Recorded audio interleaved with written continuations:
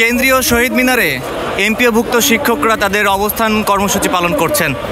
12 October থেকে শুরু হওয়া তাদের যে দাবি নিয়ে আন্দোলন শুরু হয়েছিল, অর্থাৎ মোট বেতনের 20% তাদের দাবিতে ছিল বাড়ি ভাড়া বাবদ, অর্থাৎ মোট বেতনের 20% বাড়ি ভাড়া বাবদ এবং 1500 টাকা চিকিৎসা ভাতা এবং বেতনের 75% উৎসব ভাতা তারা চান। এবং এই দাবিতে তারা 12 অক্টোবর থেকে তাদের এই আন্দোলন কর্মসূচি শুরু করেন এবং গতকালকে তাদের শাহবাগ ব্লকেট কর্মসূচি ছিল।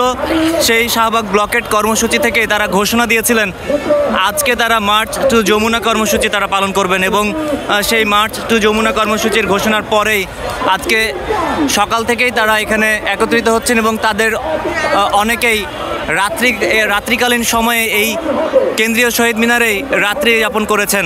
এবং তাদের যারা নেত্রী রয়েছেন, অর্থাৎ নেতৃবৃন্দ যারা, অর্থাৎ তাদের প্রতিনিধি যারা রয়েছেন, তাদের প্রতিনিধিরা এই মুহূর্তে ঊর্ধ্বতন কর্মকর্তাদের সাথে মিটিংয়ে রয়েছেন তারা জানিয়েছেন। এবং যাদের সাথে কথা বলছিলাম, অর্থাৎ এখানে যারা রয়েছেন তারা বলছেন যে তাদের প্রতিনিধিদের কাছ থেকে তারা পরবর্তী দিক নির্দেশনা পেলেই পরবর্তীতে তারা তাদের কর্মসূচি অব্যাহত রাখবেন। এবং এই মুহূর্তে কেন্দ্রীয় শহীদ মিনারের সামনেই তারা অবস্থান কর্মসূচি পালন করছেন। দর্শক, যেমনটি বলছিলাম এবং আবারও যদি বলি যে মোট বেতনের 20% বাড়ি ভাড়া বাবদ, 1500 টাকা চিকিৎসা ভাতা এবং মোট বেতনের 75% উৎসব ভাতা হিসেবে তারা চাচ্ছেন। এবং এই দাবি নিয়েই এমপিওভুক্ত শিক্ষকদের গত 12 অক্টোবর থেকে তাদের এই অবস্থান কর্মসূচি সহ বিভিন্ন কর্মসূচি তারা পালন করছেন।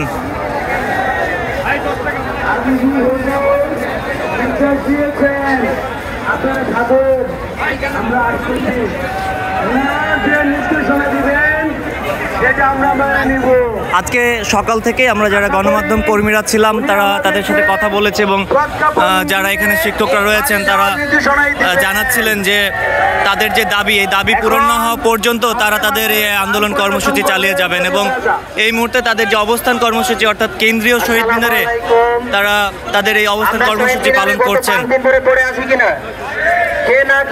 এবং এমপিওভুক্ত শিক্ষকদের যারা প্রতিনিধিরা রয়েছেন তারা এই মুহূর্তে ঊর্ধ্বতন কর্তৃপক্ষের সাথে কথা বলছেন এবং কথা শেষ হওয়ার পর, অর্থাৎ তাদের যে মিটিং সেটি শেষ হওয়ার পরেই তারা পরবর্তী দিক নির্দেশনা দিলেই এমপিওভুক্ত শিক্ষকরা তাদের পরবর্তী কর্মসূচি শুরু করবেন বলে জানিয়েছেন।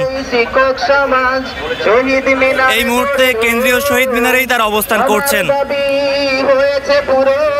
আমাদের দাবিগুলো ঠিক কিনা বলেন?